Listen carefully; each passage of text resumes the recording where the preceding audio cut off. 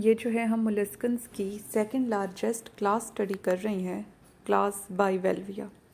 ये second largest class है। First largest class कौन सी है? क्लास गैस्ट्रोपोडा, जिसकी 35,000 स्पीशी हैं। इसकी कितनी है? इसकी 30,000 स्पीशी हैं।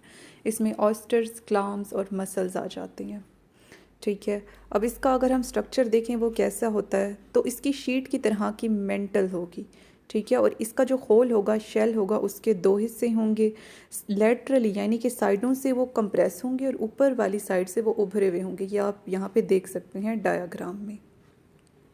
और तीसरी इनकी क्या खसूसियत है? Bivalves as biological control of pollution. ये पोल्यूशन को कंट्रोल करने के लिए यूज़ होते हैं, मतलब फ़िल्टर करके जो वेस्ट बच जाता है ना, ये उसे खा लेते हैं। फ़िल्टर फीडर हैं और बैक्टीरिया को भी ये ईट कर लेती हैं, बैक्टीरिया को भी रिमूव कर देती हैं। और कुछ बाइवाल्व्स जो हैं वो एडिबल होते हैं, वो खाने के लिए यूज़ होते हैं एज़ फूड। ठीक है, अब हम जो है जो दो हाल्व्स, दो हिस्से इसके होते हैं ना, उन्हें हम वाल्व्स कहते हैं। ठीक है, अब ये जो वाल्व्स होते हैं ये वेंट्रल रीजन पे है। हम देखते हैं कि जो डॉर्सल में इसका मार्जिन होता है, किनारा होता है, वहाँ पे क्या होता है? वो क्या होता है? प्रोटीन का बना हुआ हिंज होता है, protein caseous hinge and series of tongue and groove modifications, जिन्हें हम टीथ कहते हैं। अब जो इसकी वेंट्रल साइड है वहाँ पे दो हाल्व्स होंगे जिन्हें हम वाल्व्स कहेंगे, यानी कि इसके दो ढक्कन। और जो जिस तरह दरवाजे का हिंज होता है, वैसे इनका भी दो पलड़ों के दरमियान, दो साइडों के दरमियान हिंज होगा, जो कि प्रोटीन का बना हुआ होगा। और क्या होगा कि उस पर एक सीरीज होगी टंग और ग्रूव लाइक, मतलब नोकीली उस पर साख्ती होंगी, कुछ मॉडिफिकेशंस होंगी टीथ लाइक, जिन्हें हम इनके टीथ कहेंगे। ये टीथ क्या करेंगे? ये वाल्व्स को ट्विस्ट होने से, टूटने से बचाएंगे। ठीक है, और फर्दर अगर हम इसे देखें तो the oldest part of the shell is called umbo, a swollen area near the shell as interior margin. जो इस पुराना हिस्सा है शेल का, उसे हम अम्बो कहेंगे, जो कि स्वोलन फूला हुआ हिस्सा होता है और वो शेल के इंटीरियर किनारे के नज़दीक होता है। ये यहाँ पे देख लें, ये रेड उसमें जो है रेड हाईलाइट करके दिखाया हुआ है मैंने, ये अम्बो है। The shell is continuous along its dorsal margin. Shell जो है वो जारी रहता है अपने डॉर्सल मार्जिन के along, but the mantle in the region of the hinge, लेकिन हिंज के रीजन में जो मेंटल होगी वो क्या करेगी? Secrete relatively greater quantities of protein and relatively little calcium carbonate. वहाँ पे क्या होगा कि हिंज के रीजन में वो प्रोटीन जो है ज़्यादा खारिज करेगी, कैल्शियम कार्बोनेट कम खारिज करेगी। इसके नतीजे में क्या होगा? The result is an elastic hinge ligament. इसके नतीजे में इलास्टिक हिंज लिगामेंट बनेगा। The elasticity of hinge ligament open the valves. जो इलास्टिसिटी होगी हिंज की, वो वाल्व को ओपन कर देगी व्हेन सर्टेन मसल्स रिलैक्स, जब कुछ मसल्स जो हैं रिलैक्स करेंगे। ठीक है, अब जो इसकी इलास्टिसिटी होगी, जब कुछ मसल्स रिलैक्स कर रही होंगी, वो इसके वाल्व्स को, इसकी इलास्टिसिटी जो है हिंज लिगामेंट की, ठीक है, वो ओपन कर देगी। तो इस सारे में हमने क्या देखा? इसका ओल्डेस्ट पोर्शन अम्बो है। जो हिंज रीजन है वहाँ पे कैल्शियम कार्बोनेट कम खारिज होगा, प्रोटीन ज़्यादा होगी, वो इलास्टिक होगी। ठीक है, उसे इलास्टिसिटी देगी। और फर्दर इसमें अगर हम देखें, इफ़ अ सेंट ग्रेन और a parasite lodges between the shell and the mantle secrete nacre around irritant gradually forming a pearl. अब क्या होता है कि अगर मतलब कोई पैरासाइट या फिर कोई दाना रेत का जो है आ जाए शेल और मेंटल के दरमियान, तो ये उसके गिर्द एक मटेरियल खारिज कर देगी जिसे हम नेकर कहेंगे। ये उसे पर्ल में बदल देगी। पैसिफिक ओशन में पाए जाने वाले जो ऑयस्टर्स होते हैं, पैसिफिक ऑयस्टर्स, वो ज़्यादा अच्छी क्वालिटी वाले पर्ल्स मोती बनाती हैं। Bivalve mantle attach to the shell around the adductor muscle and near the shell margin. अब बाइवाल्व मेंटल शेल से अटैच होगा किस जगह पर? एक टाइप के मसल्स के गिर्द, जिन्हें हम अडक्टर मसल्स कहेंगे, और शेल के डॉर्सल साइड, उसके मार्जिन के नज़दीक, उसके हिंज के नज़दीक। यहाँ पे डायग्राम में भी जूम करके आप देख सकते हैं। तो इस सारे में हमने क्या देखा कि अगर कोई सैंड ग्रेन या फिर पैरासाइट आ जाए तो ये उसके गिर्द नेकर खारिज करके उसे पर्ल में बदल देगा। और ज़्यादा अच्छे पर्ल पैसिफिक ऑयस्टर्स जो हैं, पैसिफिक ओशन में पाए जाने वाले ऑयस्टर्स जो हैं बनाती हैं। और मेंटल शेल से अडक्टर मसल्स के अराउंड जुड़ा हुआ होगा, शेल के मार्जिन के नज़दीक। Adductor muscles at either end of dorsal half of the shell close of dorsal half of the shell close the shell. अब जो इसके डॉर्सल साइड पे अडक्टर मसल होंगे वो इसे शेल को क्लोज करने में हेल्प करेंगे। ठीक है, अडक्टर मसल, हाँ ये तो वही पहले वाली स्लाइड आ गई है। अच्छा, गिल्स फॉर्म फोल्डेड शीट। अब जो इसके गिल्स होंगे वो फोल्डेड शक्ल में शीट्स बना देंगे। One end attach to the foot and other end attach to the mantle. अब ये फिर शीट का जो एक एंड होगा वो इसके पाँव से अटैच हो जाएगा और गिल शीट का जो दूसरा एंड होगा वो मेंटल के साथ अटैच हो जाएगा। The mantle cavity ventral to the gills is inhalant region. अब वो मेंटल कैविटी जो कि गिल्स के इंटीरियर वेंट्रल रीजन पे आती है, ठीक है, वो इनहेलेंट रीजन है। और वो मेंटल कैविटी जो कि गिल्स की डॉर्सल साइड पर आती है उसे हम एक्सहेलेंट रीजन कहेंगे। तो गैशियस एक्सचेंज जहाँ पे कैसे हो रही है, गिल्स से हो रही है। गिल्स फोल्डेड शीट बना रही हैं। फोल्डेड शीट का एक हिस्सा पाँव से जुड़ा हुआ है इसके और दूसरा हिस्सा मेंटल से जुड़ा हुआ है। और वो मेंटल कैविटी जो कि गिल्स के वेंट्रल साइड पे है वो इनहेलेंट रीजन है और वो मेंटल कैविटी जो कि गिल्स की डॉर्सल साइड पे है वो इसका एक्सहेलेंट रीजन है। नेक्स्ट इसमें अगर हम गैशियस एक्सचेंज देखें तो ये सेडेंट्री हैं, फिल्टर। सेडेंट्री मतलब ये एक ही जगह खड़े रहेंगे और फिल्टर फीडिंग है, मतलब ये इनके फ्लूइड की जब फिल्ट्रेशन होगी तो जो फिल्टर्ड वेस्ट बच जाएगा ये उससे खाएंगे। ये एक ही जगह खड़े रहेंगे और जो पानी फ्लो कर रहा होगा उससे अपनी फूड को फिल्टर कर लेंगे, उससे फिल्टर्ड फूड पानी को फिल्टर करके अपनी जो फिल्टर्ड फूड है वो ले लेंगे। Loss of head and radula, इनमें हेड नहीं होता और ग्रेस्पिंग या रेस्पिंग ऑर्गन रेडुला भी नहीं होता जिससे ये फूड स्क्रैप कर सकें। Loss of expansion of cilia covered gills, और सिलिया कवर्ड गिल्स भी इनमें नहीं पाए जाते। इनमें head radula cilia covered gills की एक्सपेंशन नहीं होगी। ये सेडेंट्री हैं और इनका फिल्टर फीडिंग लाइफस्टाइल है, मतलब ये बहते हुए पानी से अपनी खुराक को ले लेंगे। Cilia move water into the mental cavity through an incurrent opening of the mental। Cilia water को मूव करेंगे मेंटल कैविटी के अंदर एक इनकरेंट सुराख के ज़रिए से मेंटल के। Some time this opening is at the end of siphon, बाजू का जो ओपनिंग जो है साइफोन के एंड पे होगी, which is an extension of mantle, जो कि मेंटल की एक्सटेंशन है।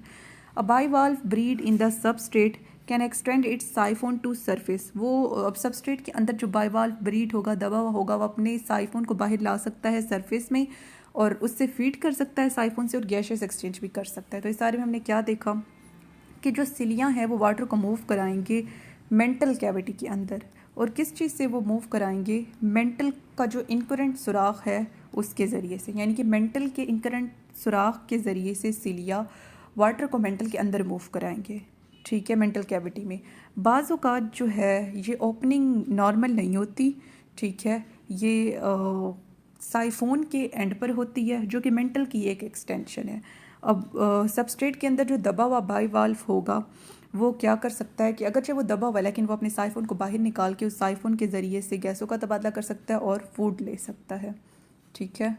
अब नेक्स्ट इसमें हम देखें water moves from mantle cavity into small pores in the surface of gills. पानी जो है जाएगा मेंटल कैविटी से स्मॉल पोर्स के अंदर जो कि गिल्स की सरफेस में होंगे, ठीक है, और वहाँ से क्या होगा कि vertical channel in the Gill called water tube, और उन पोर्स से जो है फिर वो जाएगा वर्टिकल चैनल्स, वर्टिकल रास्तों के अंदर जिन्हें हम वाटर ट्यूब्स कहेंगे, ठीक है। पहले क्या हुआ कि मेंटल कैविटी में पानी गया, ठीक है, और वहाँ से गया स्मॉल पोर्स से गिल्स की सरफेस में। पहले मेंटल कैविटी में आया, फिर छोटे सुराखों के ज़रिए से गिल्स की सरफेस में, फिर वर्टिकल चैनल में जिन्हें वाटर ट्यूब कह रही हैं। उसके बाद क्या होगा, in water tube blood and water are in close proximity and gaseous exchange occur by diffusion. अब क्या होगा कि एक ही दीवार होगी, एक साइड पे ब्लड फ्लो कर रहा है, एक साइड पे वाटर फ्लो कर रहा है, तो ये क्लोज प्रोक्सिमिटी में है ना, एक दूसरे के साथ साथ हैं, तो इनके दरमियान गैसों का तबादला हो जाएगा।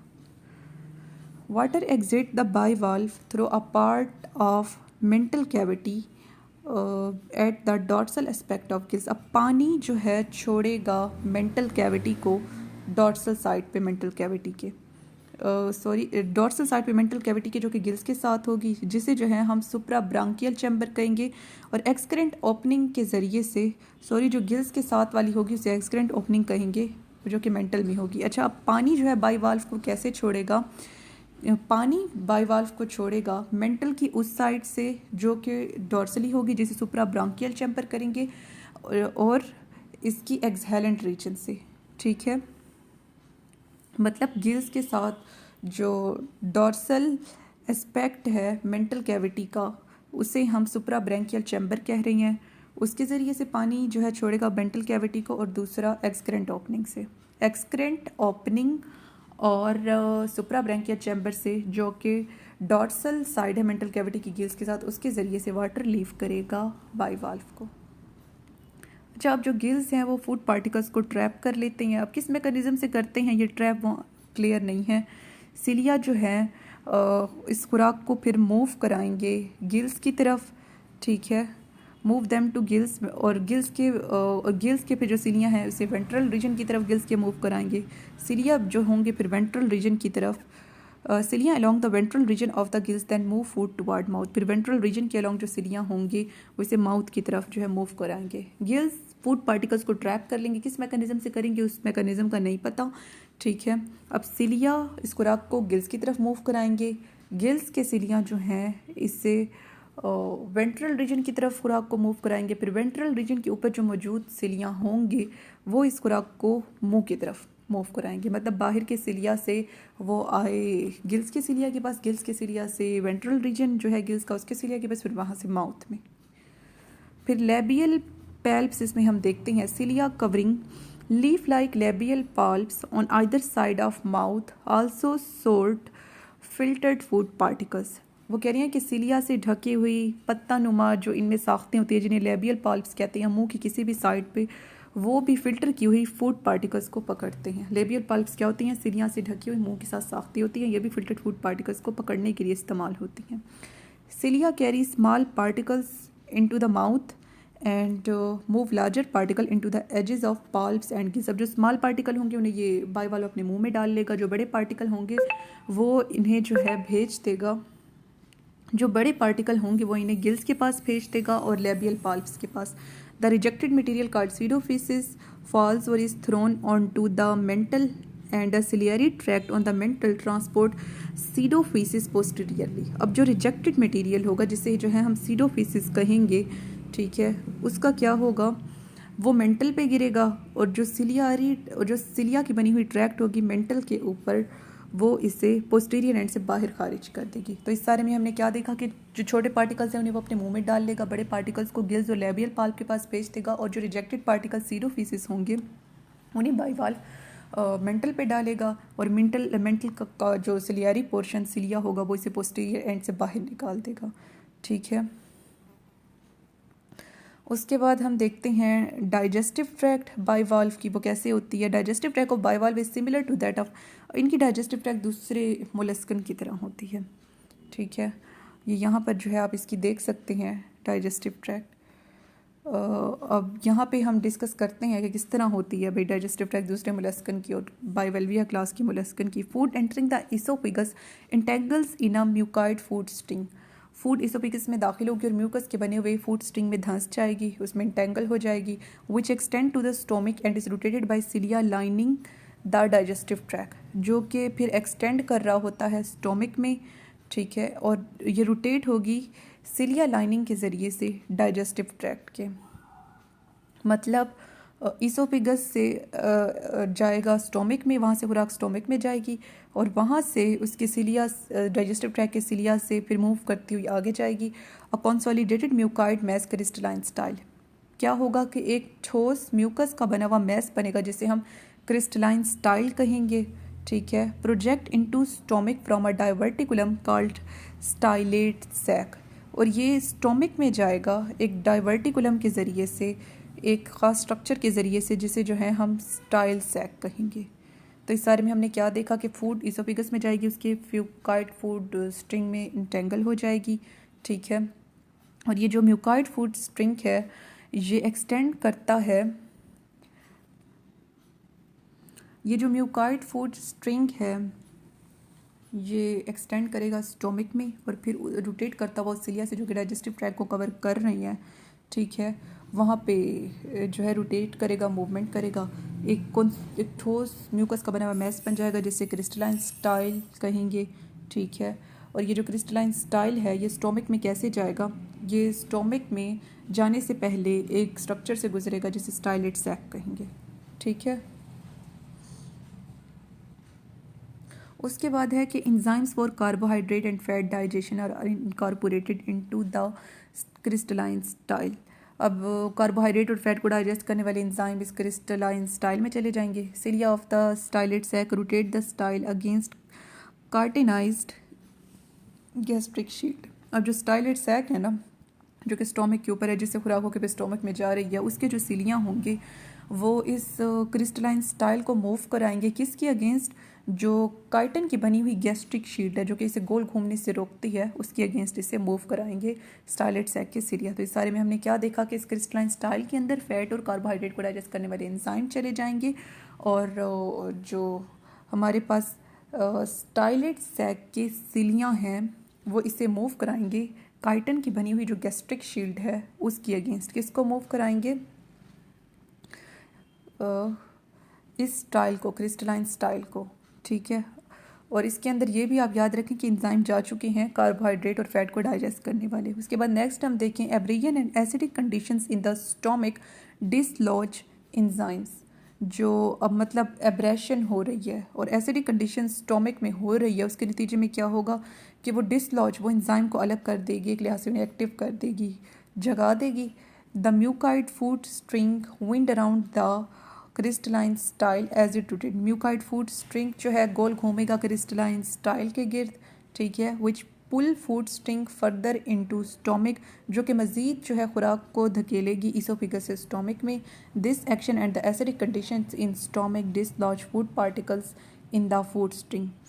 अब ये एक्शन जो और एसिडिक कंडीशंस जो हैं ये क्या करेंगी स्टोमक के अंदर, ये डिसलॉज कर देंगी फूड स्ट्रिंग के अंदर मौजूद फूड पार्टिकल्स को, मतलब फूड पार्टिकल्स को ये डाइजेस्ट कर देंगी।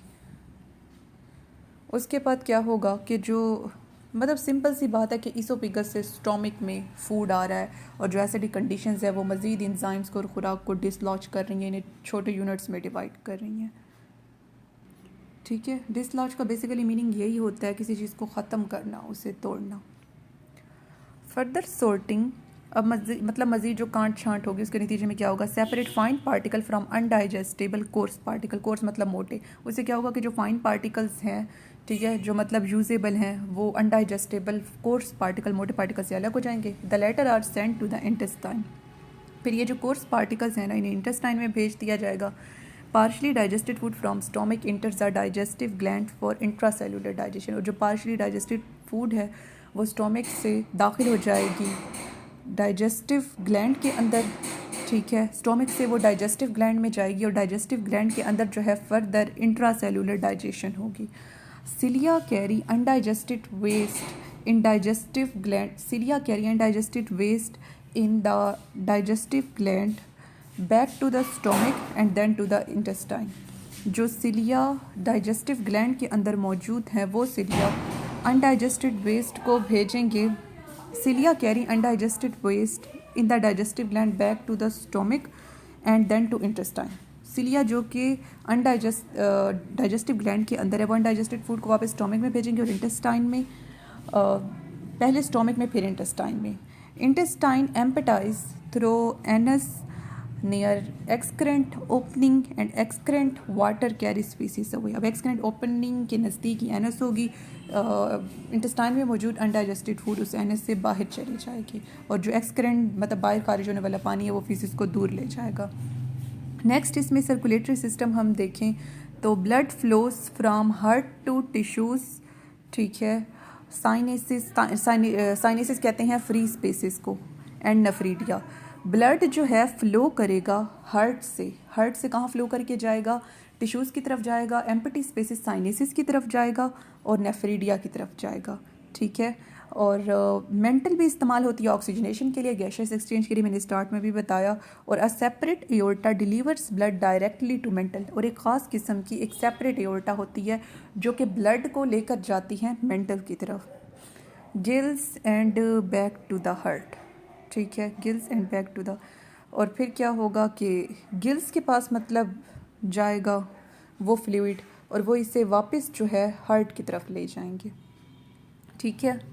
तो ये सारा एक साइकिल चल रहा है, ठीक है। मतलब उसके बाद क्या होगा कि एक ख़ास एओर्टा ने मेंटल को जो है ब्लड डिलीवर किया, उसके बाद ये गिल्स के पास चला गया और गिल्स से साफ़ होके फिर से खून हार्ट के पास जाएगा, हार्ट फर्दर इसे नेफ्रीडिया साइनेसिस को देगा, ठीक है। फर्दर मेंटल से भी ऑक्सीजनेशन होगी, एक सेपरेट एओर्टा डिलीवर करेगी ब्लड को मेंटल को, फिर से वो गिल्स के पास जाएगा, ठीक है, और गिल्स से फिर हार्ट के पास। तो ये सारा साइकिल चलता रहेगा, ये इसका सर्कुलेटरी सिस्टम है, ठीक है। उसके बाद ये सर्कुलेशन आप यहाँ पे इसे जूम करके देख सकते हैं। उसके बाद एक्सक्रीटरी सिस्टम हम देखें तो दो नेफ्रीडिया जो हैं, इसके पेरिकार्डियल कैविटी, इसकी सिलोमिक या पेरिकार्डियल कैविटी के नीचे दो नेफ्रीडिया होते हैं। Their duct system connect to the coelom at one end and open at nephridiopore 4 in the interior region. अच्छा, मैंने अभी क्या बताया कि इनकी पेरिकार्डियल कैविटी या फिर जो सिलोमिक कैविटी है उसके नीचे दो नेफ्रीडिया मौजूद होंगे, और ये जो डक्ट सिस्टम है ना नेफ्रीडिया का, ये जुड़ेगा सिलोम के साथ एक एंड पे और ओपन होगा नेफ्रीडियो पोर के साथ, ठीक है, इंटीरियर एंड पे सुप्राब्रैंकियल चैम्बर के, मतलब सुप्राब्रैंकियल चैम्बर का जो इंटीरियर रीजन है, ठीक है, उस पे जो नेफ्रीडियो 4 है सुप्राब्रैंकियल चैम्बर के इंटीरियर रीजन पे एक एंड ये जो डक्ट सिस्टम है नेफ्रीडिया का वहाँ पे ओपन होगा, और दूसरा इसका एक एंड जो है कहाँ तक जाएगा, सिलोमिक कैविटी के एक एंड तक। और नेक्स्ट अगर हम देखें sensory organ, margin of the mantle is principal sense organ. जो मार्जिन होता है ना, किनारा होता है मेंटल का, वो मेन सेंस ऑर्गन है। और further in some species e g. Scallops photoreceptors are in the form of complex eyes. कुछ स्पीशी जैसे कि स्कैलोप्स में फोटो रिसेप्टर कम्प्लेक्स आइज की शक्ल में होंगे, ठीक है, with the lens and cornea, और उन कम्प्लेक्स आइज में लेंस भी होंगे, कॉर्निया भी होंगे। और फर्दर इसमें अगर हम देखें other receptors include statocyst near pedal ganglia, जो पाँव वाली साइड पे गैंग्लिया, पेडल गैंग्लिया, उनके साथ स्टेटोसिस्ट होंगे। And an osphradium in the mantle beneath posterior adductor muscle, और मेंटल में जो अडक्टर मसल है उनकी posterior end osphradium in the mantle beneath the posterior adductor muscle. Posterior mantle के ऊपर जो पोस्टीरियर साइड पे अडक्टर मसल हैं उनके नीचे जो है ऑस्फ्रीडियम होगा, जो कि कीमो रिसेप्टर है, ठीक है। It always has sensory sales and it may have sensory tentacles and photo receptor. इसके पास हमेशा सेंसरी सेल्स होते हैं, सेंसरी टेंटिकल्स भी हो सकते हैं, और इसके पास सेंसरी सेल्स, सेंसरी टेंटिकल और फोटो रिसेप्टर भी हो सकते हैं। अब इसमें नर्वस सिस्टम देखें। Nervous system of bivalves consist of 3 pairs of interconnected ganglia associated with the. इसमें 3 पेयर्स होंगे गैंग्लिया के जो कि जुड़े हुए होंगे ईसोफेगस के साथ, ये गैंग्लिया जुड़े होंगे फुट के साथ और पोस्टीरियर एडक्टर मसल के साथ भी। नेक्स्ट इसमें रिप्रोडक्शन देखें तो ये डाइशियस हैं, ठीक है, और few are monoecious and some of these species are protandric. कुछ इसमें बहुत कम जो है इसमें मोनोइशियस हैं। डाइशियस मतलब मेल फीमेल अलग अलग इंडिविजुअल्स में होंगे, कुछ मोनोइशियस मतलब मेल फीमेल एक इंडिविजुअल में होंगे, और इनके कुछ स्पीशी जो है प्रोटेंड्रिक है, मतलब उसमें मेल पहले मेच्योर हो जाएगा, फीमेल बाद में, ठीक है। Gonads are in the visceral mass where this round the looped intestine. इसके गुनेड्स कहाँ होंगे, मतलब वो साख्तें जो कि स्पर्म एग को रखती हैं, जिन्हें हम गुनेड्स कहते हैं, वो विजरल मैस में होंगी, ठीक है, और जहाँ पे वो सराउंड कर रही होंगी लूप की शक्ल में मौजूद इंटेस्टाइन को, ठीक है। Duct of these gonads open directly to the mantle cavity. इन गुनेड की जो डक्ट हैं वो मेंटल कैविटी में ओपन होंगे डायरेक्टली या फिर नेफ्रीडियो पोर के ज़रिए से, या तो मतलब ये डायरेक्टली डक्ट ओपन हो जाएंगी मेंटल कैविटी में, या फिर नेफ्रीडियो पोर के ज़रिए से मेंटल कैविटी में ओपन होंगी। अब नेक्स्ट इसमें आप देख सकते हैं बहुत से ये जो बाइवाल्व्स हैं एक्सटर्नल फर्टिलाइजेशन शो करते हैं, मतलब बॉडी से बाहर गैमीट्स की फ्यूजन होगी। Gametes exit through suprabranchial chamber of the mantle cavity and exhalent opening. Suprabranchial chamber और एक्सहेलेंट ओपनिंग से गैमीट्स बाहर आएंगे। Development proceed through trochophore and veliger larva. Development होगी और उसमें जो लार्वा बनेंगे, पहले ट्रोकोफोर लार्वा बनेगा फिर वेलिगर, ठीक है। When the veliger settles to the substrate it assumes the adult form. और जब वेलिगर मतलब बैठेगा ना सबस्ट्रेट पे, ट्रोकोफोर नहीं वेलिगर, तो इसके बारे में एज्यूम किया जाता है, सोचा जाता है कि ये अडल्ट फॉर्म हासिल कर लेता है, ठीक है। और मज़ीद इसमें देखें larva possess 2 tiny valves and some species have tooth like hooks. अब इसका जो लार्वा होता है उसके पास, अच्छा, लार्वा जो है, larva exit through exhalant aperture.